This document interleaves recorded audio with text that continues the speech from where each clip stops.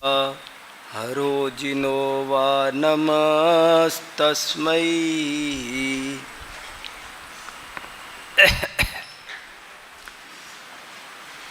कल हमने चर्चा की थी कि यदि सुयोग्य वक्ता मिल जाए तो इस युग में भी, इस कली काल में भी जैन धर्म का एक छत्र शासन संपूर्ण विश्व में हो सकता है। ऐसे विचार समंत भद्र जैसे अनेक दिग्गज आचार्यों ने व्यक्त किए और उस चर्चा को करते समय हमने ये पाया कि सुयोग्य वक्ता में क्या गुण ऐसा होना चाहिए। तो दो बातें खास निकल करके आई थी। एक बात तो ये कि वो स्वयं तत्व को भली भांति समझा हो, एकदम उसे अपना बना लिया हो, वो गुरु का न रह जाए, किताब का न रह जाए, हमें अच्छी तरह समझ में आ जाना चाहिए। एक तो ये क्वालिटी बहुत दुर्लभ है। जीवन बीत जाता है, हम रटा रटाया बोलते रहते हैं, देखा दिखाया कहते रहते हैं, लेकिन स्वयं निर्धार नहीं करते, स्वयं को वैसा भाव भाषण नहीं होता। एक तो ये गलती बहुत ज़्यादा रह जाती है। 90% भी बोल दूँ तो कोई बड़ी बात नहीं है, 95 भी बोल दूँ तो कोई बड़ी बात नहीं है। मतलब बड़ी खतरनाक बात है, ऐसी स्थिति है। बहुत ही कम विरले जीव होते हैं जो तत्व को स्वयं भली भांति समझते हैं। अन्य सब तो देखा देखी, परीक्षा रहित आज्ञानुसारी तरह के होते हैं। कदाचित कोई समझे भी तो फिर उसे समझाने की कला में कुशल नहीं हो पाते हैं, क्योंकि समझना अलग बात है और समझाना अलग बात है। समझ तो तिर्यंच भी जाता है, लेकिन समझाने के लिए बहुत अद्भुत प्रकार का कौशल चाहिए। नाना शास्त्र कला भिज्ञ उसे होना चाहिए। कैसे वो बात को कहे। संसार के अज्ञानी मोही प्राणियों को धर्म के मार्ग पर लगाना वो कोई आसान काम नहीं। गजानाम पंकमग्नानाम गजा इव धुरंधरा।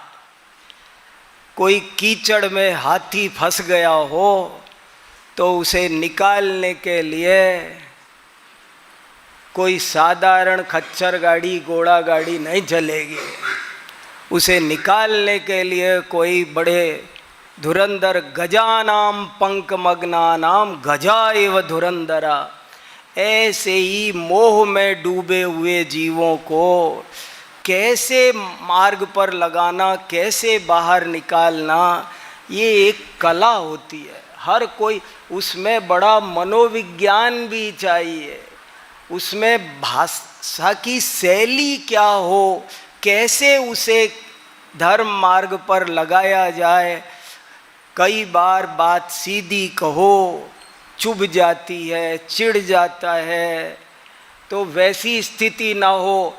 वो कैसे हमारे पास बैठे और कैसे हमारी बात सुनने का मानस बने, वो तैयार कैसे, अभी जो भड़क रहा है वो कैसे वो शांत हो और कैसे उसकी समझ में ये बात आए, इस पर भी थोड़ा होमवर्क होना चाहिए। कैसी कला हो कि हम लोगों तक अपनी बात पहुंचा सकें। मैं उसी बात को और स्पष्ट करने के लिए आज आपके सामने एक टॉपिक लेकर आया हूं, जिसका नाम है जैन इकोनॉमिक्स, जैन अर्थशास्त्र। आप सोचेंगे ये क्या टॉपिक है, यहाँ मंदिर में सभा में आत्मा के हित की बात जहाँ चल रही है वहाँ इकोनॉमिक्स क्यों पढ़ाई जा रही है। लेकिन ये एक गहरा मनोविज्ञान भी है। मैं बहुत अच्छे मन से मैं कहने की कोशिश कर रहा हूँ, अपनी मन की बातें कह पाऊँ। आप सब विद्वान बन रहे हैं, इसलिए आपसे मेरे को ज़्यादा कहने का भाव आता है। मुझे सिर्फ ये कहना है आपसे कि जैन दर्शन जैसा है वैसा आप समझो। आपको जैन दर्शन का सच्चा विद्वान बनना है। आप मेरा कहना भी मत मानो, आप किसी का भी मत मानो, मगर जैसी जैनाचार्यों की प्रतिपादन शैली है उसको शांति से समझो, गहराई से समझो और वैसे बनो। देखो, जैन आचार्यों ने सब विषयों पर लेखनी चलाई है, ऐसा कोई विषय ही नहीं।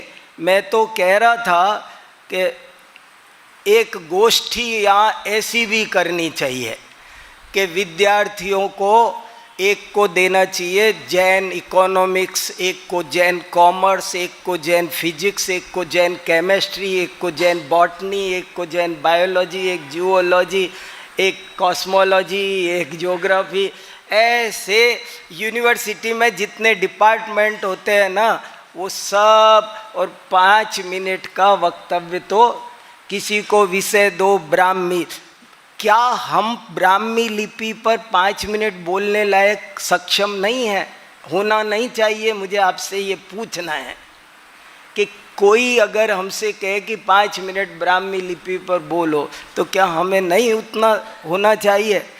कोई हमसे पूछे कि प्राकृत भाषा को शास्त्रीय भाषा का दर्जा मिल गया, ये क्या होता है, इससे क्या लाभ है, तो क्या हम जो जैन दर्शन के शास्त्रीय आचार्य विद्वान हैं हमें ये बात पता नहीं होनी चाहिए? इसे हम ठीक से कह नहीं सकने चाहिए। इसीलिए मैं आपके सामने एक विषय लेकर आया हूँ, थोड़ी बातें कह रहा हूँ, बहुत सारी बातें आप अपने आप समझेंगे। विषय है जैन अर्थशास्त्र, इकोनॉमिक्स। मैंने हेडिंग डाला है वित्तरागी से वीतरागी बनने की अद्भुत कला। वित्तरागी से वीतरागी बनने की कला सिखाने वाला शास्त्र। ये बड़ा विज्ञान है, मनोविज्ञान है, ये साइंस है। आप धर्म पर प्रवचन करेंगे, आप कहें कि आज आप किसी नगर में जाकर के बोलें कि मैं आज आपको धर्म का उपदेश दूंगा, आज धर्म पर व्याख्यान होगा, तो धर्म सुनने वाले जीव आ जाएंगे। लेकिन आप बोलो कि आज हम अर्थशास्त्र पर व्याख्यान देंगे, पैसा क्या होता है, क्या उसका महत्व है, पैसा कैसे प्राप्त होता है, उसके आय व्यय की क्या व्यवस्था है, कैसे हो सकती है, बढ़िया धन की प्राप्ति कैसे हो, ये जो इकोनॉमिक्स के सारे टॉपिक हैं उनको लेकर आप व्याख्यान करेंगे तो निश्चित ही आपकी सभा में ऐसे नए भी बहुत लोग आएंगे जो धन की रुचि वाले हैं। और जब वो आएंगे तो आप धन की परिभाषा बताएंगे, लक्षण बताएंगे, भेद बताएंगे, तो आप समझाएंगे कि तुम धन माने केवल रुपया पैसा ही धन समझते हो, पर धन तो अनेक प्रकार का होता है। धन तो अष्टलक्ष्मी की तो दुनिया पूजा करती है, अष्टमहालक्ष्मी। पैसा एक ही तरह का नहीं होता है। तुम खुद ही कहते हो हेल्थ इज वेल्थ, तो स्वास्थ्य भी धन है कि नहीं, उसकी कितनी चिंता कर रहे हो? तुम रुपए और डॉलर की चिंता तो कर रहे हो, लेकिन ये भी एक धन है कि नहीं? टाइम इज मनी, इसकी भी तुम परवाह कर, उसको भी काउंट कर रहे हो कि नहीं? कई बार तुमने 50 रुपये कमाने के लिए अपना 500 रुपये का टाइम खराब कर दिया, वो कोई वैल्यू नहीं है क्या उसकी? अरे हाँ, टाइम इज मनी। कितनी चीज़ें अरे धन, कीर्ति भी धन है, यश, यश को कितना बड़ा धन बताया गया है। मानम ही महताम धनम अधमा धनमिच्छन्ति मध्यमा धनमानयो, और उत्तमा मानमिच्छन्ति मानम ही महताम धनम। मान कितना बड़ा धन है, तुम उसकी चिंता नहीं करते। फिर कहेंगे और ज्ञान कितना बड़ा धन है, तब वो लाइन पर आएगा। आपने उसे कैसे, धन के प्रेमी को कैसे ज्ञान का प्रेमी चुटकियों में बना दिया, ये देखने की कला है। एक बात। दूसरी बात, जब आप धन की बात नहीं करेंगे, केवल धर्म ही धर्म की बात करेंगे, तो आप पर एक आरोप लगता रहेगा कि आप तो एकांगी बात करते हैं, आपका उपदेश व्यावहारिक नहीं है, जीवन जीने लायक नहीं है। शास्त्र में साफ साफ लिखा है कि शास्त्र का प्रयोजन चतुर्वर्ग फल प्राप्ति, धर्म अर्थ काम मोक्ष का संतुलन बनाना, ये शास्त्र का काम है। और आपसे पूछा जाएगा कि आप केवल धर्म ही धर्म की बात करते हो, पैसे बिना ऐसे ही गुजारा हो जाएगा क्या, हवा खा के जी हैं?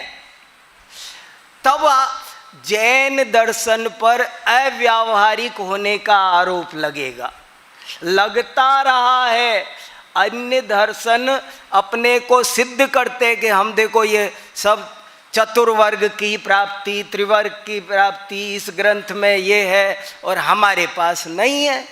मैंने कई लेख लिखे हैं, जैन दर्शन की व्यावहारिकता भी लिखा है, और जैन के ये फिजिक्स केमिस्ट्री ये भी कई लेख लिखे हैं मैंने। जैन संगीत पर भी लिखा है, जैन ज्योतिष, जैन कला, नाना तरह के लेख मैंने लिखे हैं। आज उनमें से एक लेख आपके सामने जैन इकोनॉमिक्स का रख रहा हूँ। क्या कहना चाहते, कैसे अज्ञानी जीव को ज्ञान के मार्ग पर, मोक्ष के मार्ग पर लगाना एक बहुत बड़ी कुशलता की अपेक्षा रखता है, बहुत बड़े प्रशिक्षण की अपेक्षा रखता है।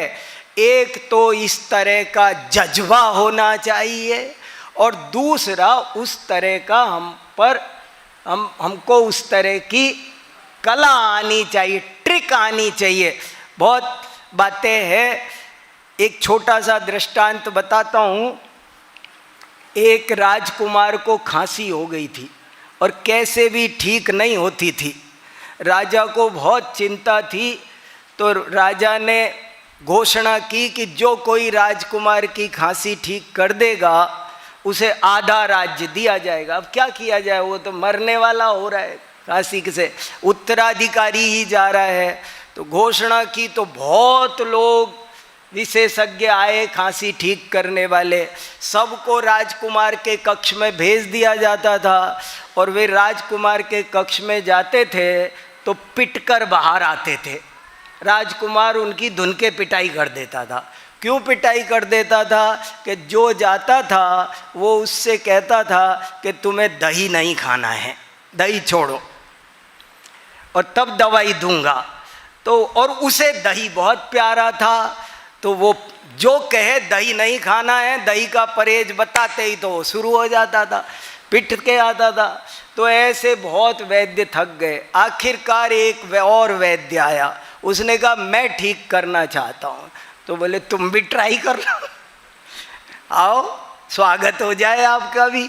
उसे भेज दिया गया, उसे अंदर भेजा तो राजकुमार ने कहा आ गए तुम भी बोलोगे ना दही खाना छोड़ दो, बोलोगे ना? तो बोले क्यों बोलूँगा, दही तो इतनी उत्तम वस्तु है, दधना जगत मंगलम, जगत में सबसे श्रेष्ठ वस्तु कोई है तो दही है।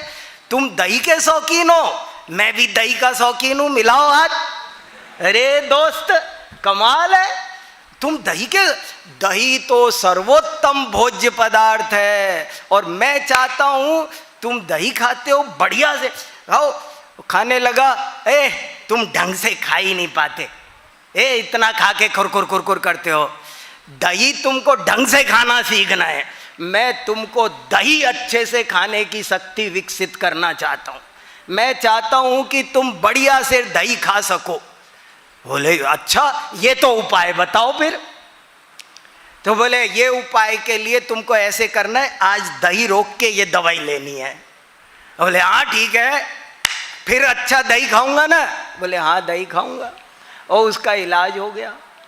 देखो कैसे आचार्यों ने प्रथमान योग भरा हुआ है, कैसे जी धन के आदमी रात और दिन धन में उगला। ये हम इत्तिफाक से बनिया और है, हमको तो धन तेरस भी, हमको ध्यान तेरस और धन्य तेरस भी, धन तेरस दिखाई दे। पैसे के मोही जीव हैं, हमको कुछ नहीं, 10 लक्षण में लोभ आएगा तो पैसे से समझेंगे, हर चीज को हम पैसे से तोलते हैं। ऐसी स्थिति में आचार्यों ने धन क्या होता है इसे बड़े ही कुशलता से समझाया। और देखो ये 7-8 पन्ने का लेख है, पूरा तो मैं नहीं पढ़ सुना पाऊंगा, पर कुछ इम्पोर्टेंट बातें कहूँगा, आप लेख बाद में पढ़ लेना, आप चाहो तो बहुत आनंद आएगा। देखो शुरुआत कैसे करते हैं जैन आचार्य। पहले वो धन का भी महत्व बताते हैं।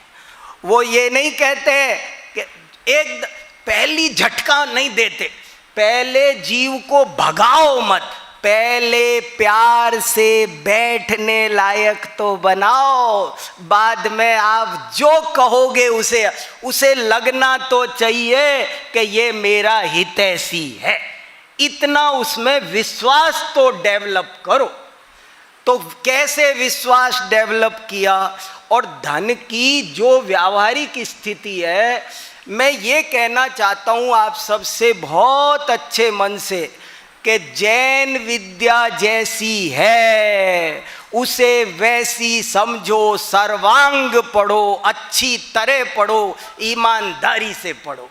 ऐसा नहीं है कि किसी भी चीज को आंख मीच करके निषेध करना। जैन आचार्यों ने इसमें मैंने 25 गाथाएं और श्लोक ऐसे उद्धृत कर रखे हैं जिनमें उन्होंने ये लिखा है कि हमारे जीवन में धन की कितनी उपयोगिता है। ये लिखा है दरिद्रता से बड़ा कोई दुख नहीं होता, दरिद्र नहीं होना, निर्धन नहीं होना, ये समझा रहे। तो उसको क्या लगेगा, और ये तो बड़ी अच्छी बात कह रहे हैं, बड़े जो धन की वास्तव में जरा सोचो तो सही, धन को गाली देना आसान है, लेकिन धन के बिना जीवन चलता भी कहाँ है हमारा आपका। इस बात को उन्होंने समझा और बहुत अच्छे से अनेक गाथा श्लोक लिखे हैं, और ये कहा है कि धन पास में होना चाहिए। कहावत है ना, साधु के पास कोड़ी हो तो 2 कौड़ी का, और गृहस्थ के पास कोड़ी ना हो तो 2 कौड़ी का। गृहस्थ के पास में धन होना चाहिए। सर्वे गुणा कांचन माश्रयंती, दुनिया मतलब की है, पास में पैसा होगा तो पूछेगी। ये इसमें शास्त्रों के उद्धरण दे रखे, मैंने ये लिखा है इसमें, अभी कितने सुनाऊंगा, इसलिए बिना सुनाए कह रहा हूँ, कुछ ज़्यादा बातें कह पाऊँ। दरिद्र नहीं होना, निर्धन नहीं होना। एक बहुत अच्छी कहानी आती है, वो बता देता हूँ। एक कोई व्यक्ति धर्मात्मा निर्णय करता है कि अब मैं 60 साल का हो गया, निवृत्ति लेना चाहता हूँ। उसके 4 बेटे हैं, प्राकृत में कहानी है, मेरे पास ओरिजिनल कहानी है।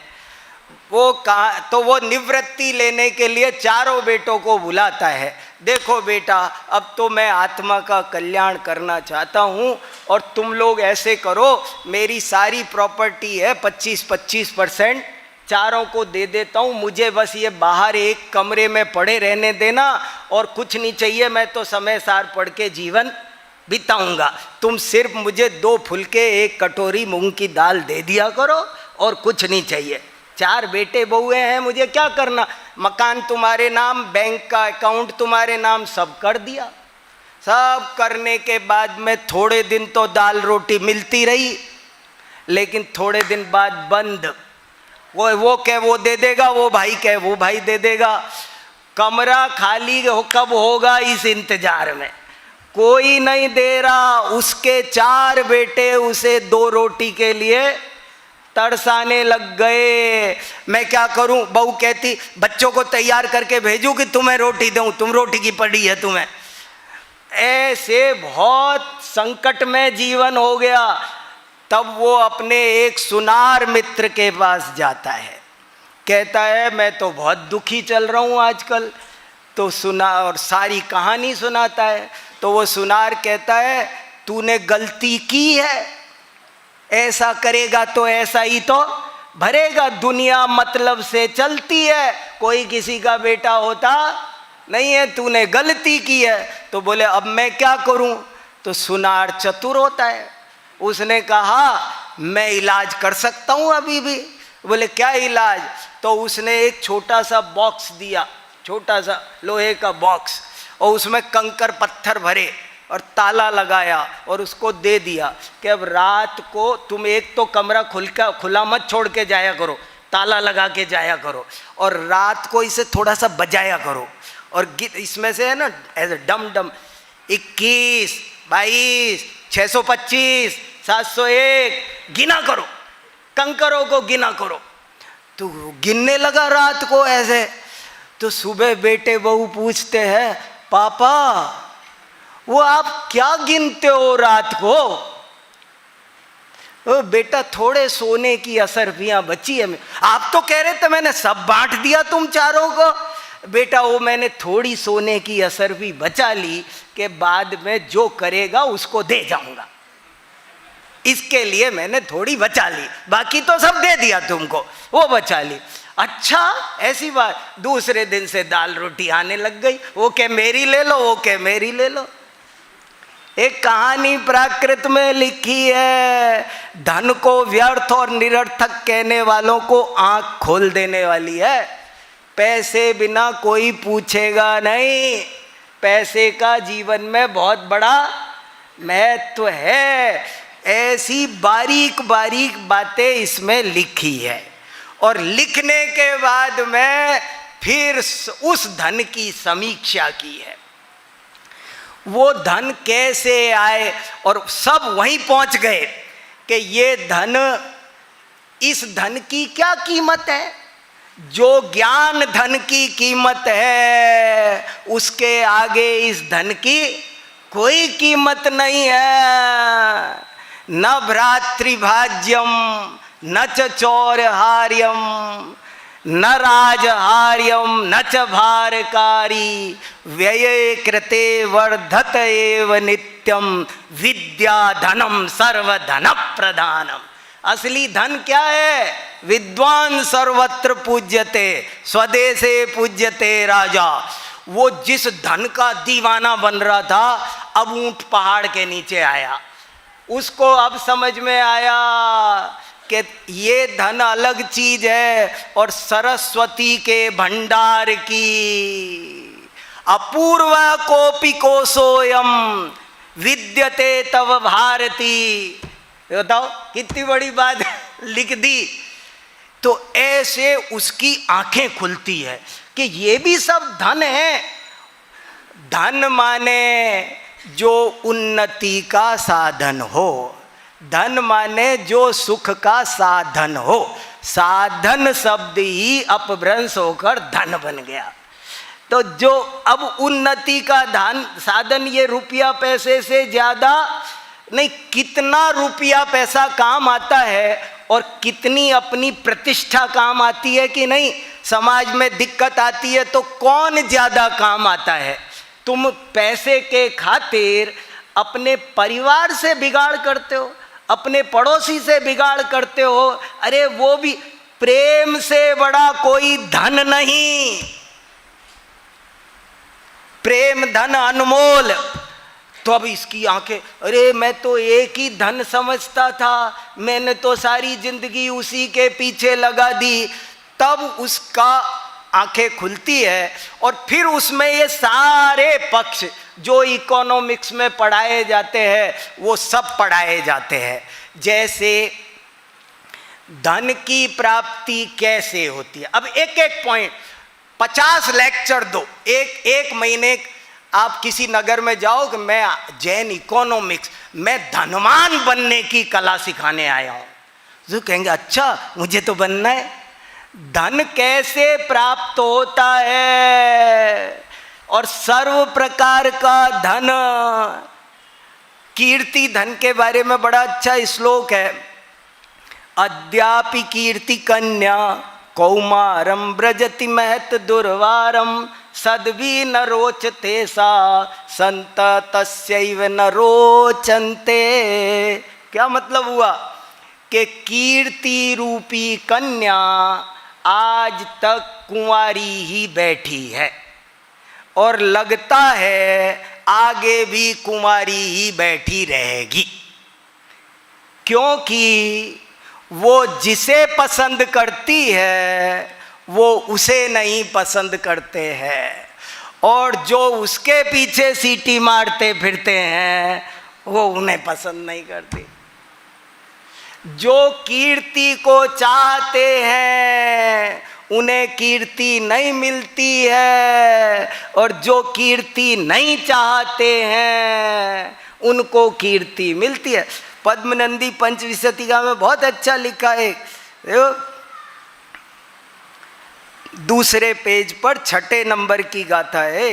कितने श्लोक लिखे, मैं 50 श्लोक शास्त्रों में से लिखे।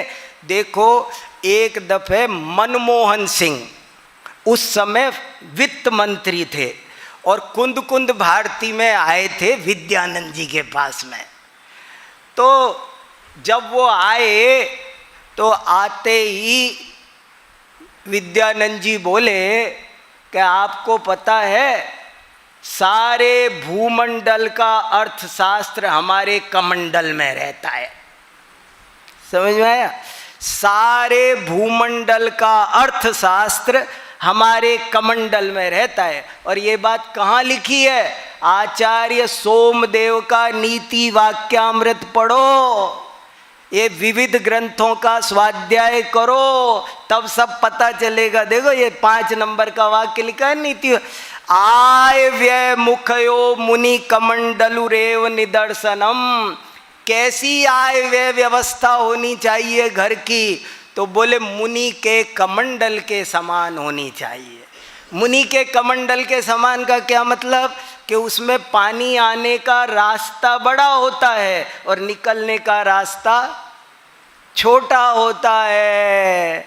आमद थोड़ी खर्च घनेरा, ये लक्षण मिट जाने का। हिम्मत थोड़ी रोष घनेरा, ये लक्षण पिट जाने का। क्या आप धनवान बनने की कला सिखाओ लोगों को। देखो कैसे पब्लिक नहीं आती, आपका ऑडिटोरियम भरा रहेगा, फीस भर के आएंगे और वहाँ लाइन लगा करके खड़े होंगे, तब जा कर के असली धन क्या होता है तब समझ में आएगा। ये बता रहा था नीचे वाला पद्मनंदी आचार्य क्या लिख रहे हैं, धन कैसे मिलता है। गजब की गाथा है। अलियम कमले कमला कय कमले तु अजिणिंद सावसदी न किरणेण गड़िंती नद जणे से कड़क छड़ा। ये मैंने अभी इनका किसी का भी खुलासा अर्थवर्थ कुछ नहीं लिखा, तब ये 8 पेज है, सिर्फ संदर्भ खुलासा करके मैं पूरी एक किताब बना सकता हूँ। मैंने कई लोगों को प्रेरणा दी है। एक पीएचडी हो चुकी है जैन इकोनॉमिक्स पर और दूसरी पीएचडी करने वाला ये बैठा समकित। ये जैन इकोनॉमिक्स पर मैंने इसको विषय दिया है कि तुमको जैन इकोनॉमिक्स पर पीएचडी करनी है। मैंने कई लोगों को टॉपिक दिया। हमारी यूनिवर्सिटी में एक ब्राह्मण लड़का पीएचडी कर रहा था, पीएचडी का विषय खोज रहा था। तो मैंने कहा तुम क्या विषय खोज रहे हो? मैंने कहा तुम जैन ज्योतिष पर पीएचडी करो। उसे जैन ज्योतिष का विषय दिया, उसने अभी जैन ज्योतिष पर पीएचडी किया। हम बोलेंगे नहीं, समझें। जैन आचार्यों ने हर विषय लिखा है और बहुत गहराई से लिखा है, और सब में ये लाइन ध्यान से सुनी जाए अंडरलाइन करके, और हर विद्या का पर्यवसान अध्यात्म में होता है। ये गजब, ये उसका जैनत्व है। उनके हर विचारों में, वे चाहे व्याकरण बोलें चाहे कुछ बोलें, उसमें अहिंसा है, अनेकांतवाद है, अपरिग्रह है, उसमें तत्वज्ञान है, उसमें आत्महित की। जैन धर्म को विश्व धर्म कैसे जनता ज़्यादा लोगों तक कैसे अपनी बात पहुंचाई जा सकती है? देखो इस गाथा का क्या मतलब है। इसमें लिखा, ये ऋषभ देव की स्तुति है। इसका अर्थ ये है कि हे जिनेंद्र, लोग कहते हैं कि लक्ष्मी कमल में से आती है, कमल में से पैदा होती है, परंतु यहाँ कमल शब्द का अर्थ उन्होंने अभिधा रूप कमल समझ लिया। उन्होंने वो पानी में रहने वाला कमल समझ लिया, पर वो कमल नहीं था। यहाँ तो कमल का अर्थ था अनासक्ति। कमल क्या काय का? भारत एक आध्यात्मिक देश है। इसका एक सबसे बड़ा प्रमाण ये है कि भारत का राष्ट्रीय पुष्प क्या चुना गया? गुलाब नहीं, कोई नहीं, और कमल चुना गया। क्यों? कि भरत जी घर ही में वैरागी, जो जल बीच कमल अंतपुर नाई भये वे। किसी को कवि बनना हो तो एक विद्या सिखाई गई है कि तुमको ज़्यादा उपमा नहीं आ रही हो तो चिंता मत करो, मुख भी कमलम, नासिका भी कमलम, नेत्र भी कमलम, कर भी कमलम, चरण भी कमलम, सब कमल है, चिंता मत करो। सबको कमल की उपमा दे के लिखो। कमल से बढ़िया उपमा कोई हो सकती नहीं। ज्ञानियों का अंग अंग कमल है। कमल माने वीतरागता का प्रतीक। कमल माने 6 खंड में रहते हुए भी अखंड पर दृष्टि रखने वाला, ये मतलब है। तो लक्ष्मी कहाँ से आती है? अब धन की प्राप्ति कैसे होती है? तो अब आपको मौका मिल गया, आप एक लेक्चर दो। धन की प्राप्ति लोभ से नहीं होती है, धन की प्राप्ति बेईमानी से नहीं होती है, कम तोलने से नहीं होती है, चोरी से नहीं होती है, छल कपट से धन की प्राप्ति नहीं होती है।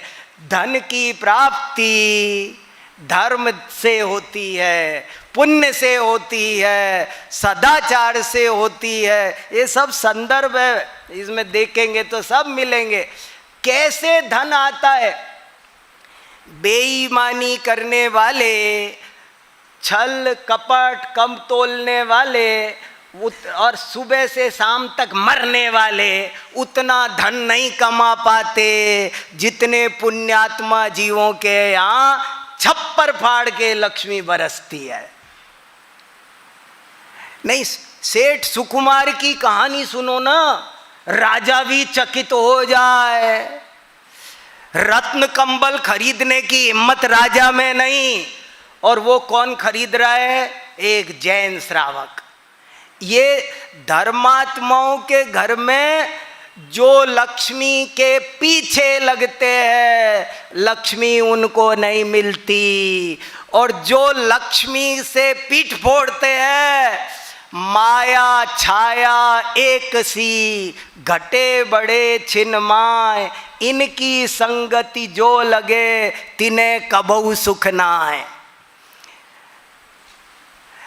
माया तो छाया के समान है, आप उसकी तरफ जाओगे तो वो दूर जाएगी, और आप पीछे हटो तो पास आएगी। कैसे कैसे राजा जिस रत्न कंबल को नहीं खरीद सकता, उस रत्न कंबल को खरीद करके मुझे बना, जूतियां बना दो। राजा ने ऑर्डर निकाला, उसमें पूरी घटनाएं शुरू की, ये ज़्यादा सुनने में नहीं आई मुझे, इसलिए बता रहा हूँ।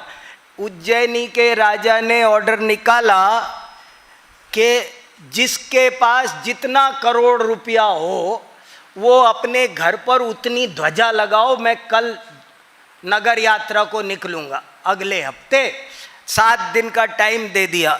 तो सब ने जिसके पास जितने करोड़ थे उतनी उतनी ध्वजा लगा दी, लेकिन सेठानी ने नहीं लगाई। सुकमाल के पिताजी तो बनी गए थे मुनि, सुकमाल, उस सेठानी ने नहीं लगाई। तो राजा ने पूछा तुमने ध्वजा क्यों नहीं लगाई?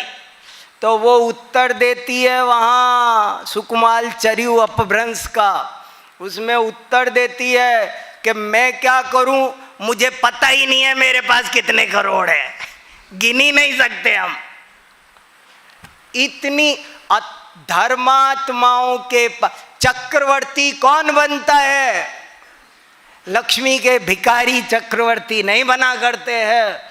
तो इसको समझ में आता है, अरे जिस रुपए पैसे के लिए मैं सुबह खोखा खोल के बैठता हूँ 7 बजे मंदिर खोल छोड़ के रात 10 बजे तक, और बेईमानी करता हूँ, झूठ बोलता हूँ, नकली माल बेचता हूँ, अरे बेईमानी और चोरी से तो लक्ष्मी का जीवन में ह्रास होता है। तू धर्म ध्यान करेगा तो लक्ष्मी तेरे पास 56 छोड़ के अब्बर फाड़ के आएगी।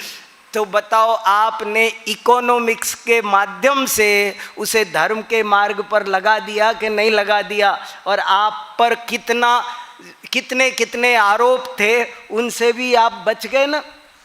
ऐसी बहुत सारी बातें इसमें है। देखो, थोड़ी एक नज़र डालता हूँ और बाद में समझाएंगे। देखो, कुछ कोटेशंस पर ध्यान दिलाता हूँ। नीचे पहले पेज से जैनाचार्यों के अर्थशास्त्रीय विचारों को भली भांति समझने के लिए हमें उनके कतिपय निम्नलिखित कथनों पर गंभीरतापूर्वक चिंतन मनन करना होगा। यथा अत्थम अनत्थ मूलम, भगवती आराधना। देखो, पहले उसे अर्थ का महत्व बता दिया। जीवन में संतुलित जीवन होना चाहिए, आगम असंतुलित नहीं है, बहुत व्यवस्थित है। और मैं बार बार कह रहा हूँ, देखो भाई, जैन दर्शन की, जैन विद्या की प्रामाणिक विद्वत्ता आपके पास होनी चाहिए।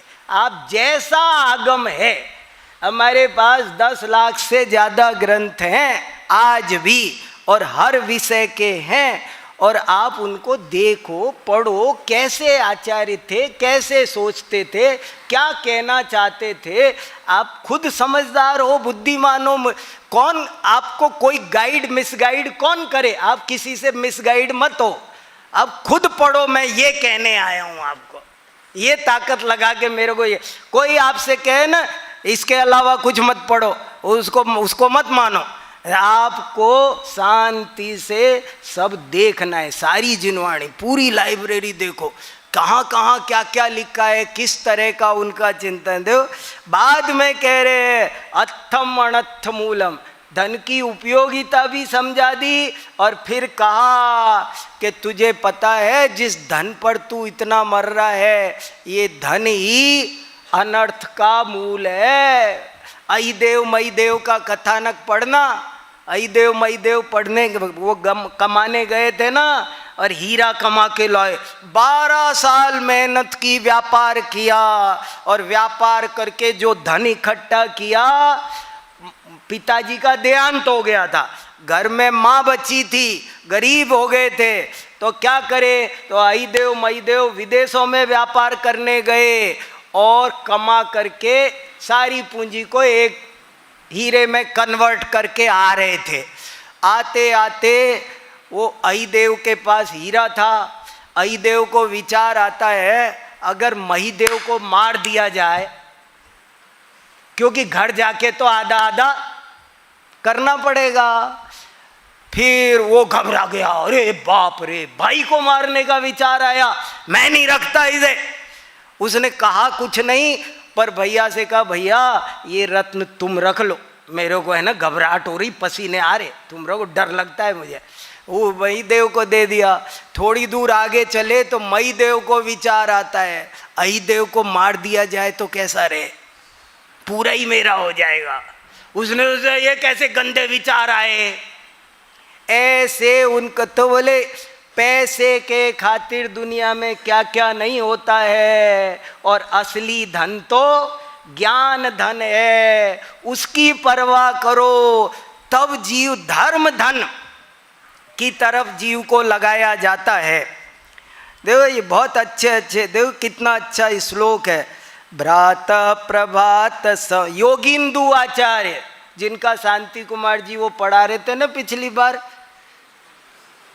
नहीं पिछली, वो तो इष्टोपदेश अभी पढ़ा रहे, योग सार, वो उन योगिंदु आचार्य ने क्या लिखा, भ्रात प्रभात समये त्वरित किमर्थम अर्थाय चेत सच सुखाय तत ससार्थ यद्देव मासु कुरु पुण्य मतोर्थ सिद्धि। अरे भाई कहाँ चले, सुबह उठते ही, सुबह उठ के चलो गाँव में पैसा कमा के लाऊं, ये करूँ वो करूँ। तो बोले सुन, तुझे पैसा ही चाहिए तो मंदिर जा, मंदिर जाने से पैसा मिलेगा। तू धर्म के मार्ग में लग, तुझे दान करने से अपरंपार लक्ष्मी की प्राप्ति होगी। ऐसे उसे धर्म क्रियाओं में उधर से इधर रुख मोड़ना, अज्ञानी और मोही जीवों को धर्म के मार्ग पर लगाना बहुत कठिन काम है, लेकिन आचार्य उसमें सफल होते हैं। कोई कुशल वक्ता हो, सुयोग्य वक्ता हो, तो देखो दरिद्रता की बहुत निंदा की है, और धन का जो यथोचित महत्व है। मैं ये कह रहा हूँ हमें हर चीज को यथोचित मानने में क्या दिक्कत आती है, समझ में नहीं आता है। एक चीज मानेंगे तो दूसरे का खंडन करेंगे। अरे आप खूब आराम से जो बात जैसी है वैसी कहो, लेकिन उसका जो दूसरा भी पक्ष आगम में है और कोई कह रहा है तो आप उसे भी तो मानो, स्वीकार करो ना। मैं कुछ उदाहरण देके भड़काना नहीं चाहता आपको, लेकिन बात तो हमको समझनी पड़ेगी ना। देखो कितना, ये लोके पी धनी नाम परोपि मदन पराजय नागसेनाचार्य का, इस लोक में धन है तो पराया भी अपना बन जाएगा, और धन नहीं है स्वजनोपि दरिद्राणाम तत्क्षणात दुर्जनायते। पैसा नहीं तो कोई पूछने वाला नहीं है, ये याद रख लेना। ऐसे करके चाहिए भाई। अब बाद में सुनाएंगे, यदि पाप निरोधोन्य संपदा किम प्रयोजनम अथ पापाश्रयोस्त्यन्य संपदा के, तब उसकी तो उसको प्यार, तो एक बार आप उसके हितैषी हो ऐसी बुद्धि तो उसमें जगनी चाहिए, फिर खूब समझाएंगे। देखो कैसे कैसे होता है। कृपण तो कृपाण के समान होता है, वृक्षों में भी परिग्रह संज्ञा। कैसे धन की धवला ग्रंथ में आता है कि धन की आसक्ति वाले वनस्पति बन जाते हैं। धन की बहुत आसक्ति हो ना, कार्तिकेय अनुप्रेक्षा में बहुत गाथाएं हैं। जिसको धन में, जैसे किसी को सोने से बहुत प्यार होगा ना, तो वो मरकर धव नाम का वृक्ष बन जाता है, और धव नाम के वृक्ष को पूर्व संस्कारवत ऐसी जगह पैदा होता है जहाँ पर सोना हो। धव के वृक्ष वहीं पाए जाते हैं जहाँ जमीन में सोना हो। ये लिखा है देखो, धवला 5-5-24। इससे क्या, इससे ये भी सिद्ध होता है कि जैन ग्रंथों में कितना ज्ञान विज्ञान, सोने की खान कहाँ मिलेगी, ये बात जिनवाणी में लिखी है कि नहीं लिखी? नहीं, सोने खुदाई करने के लिए भी मसाला इन्होंने बता रखा है ना, सोना बनाने की विद्या भी बता रखी है, सोना कहाँ मिलेगा वो भी बता रखा। और पैसा कैसे कमाया जाता, कैसे उसका उपयोग किया जाता है, कैसे उसका व्यय किया जाता है, इन सब चीज़ों पर ईमानदारी से, वैज्ञानिक ढंग से, व्यावहारिक ढंग से चिंतन किया है, समझाया है। और बाद में समझाया, धन की गतियां 3 हैं, दान, भोग और नाश। दान भोग यदि ना किया, निश्चय होय विनाश।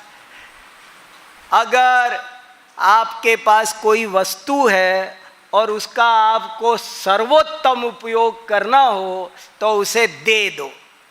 फर्स्ट क्लास पास होना है तो, और सेकंड क्लास पास होना हो तो भोग लो, और फेल हो, 3rd डिवीजन का सिस्टम नहीं रखा, और फेल तो हो ही जाओगे। मान लो मेरे पास में 2 किलो बादाम रखे हैं, अब न मैं खा रहा हूं न किसी को खिला रहा हूं, तो क्या होगा?